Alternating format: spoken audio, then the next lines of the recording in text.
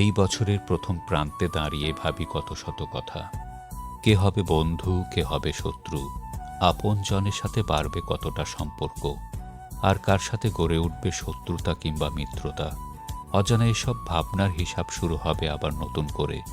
হাজারো ইচ্ছা অনিচ্ছার ভিড় ঠেলে অতিবাহিত হতে থাকবে বছর।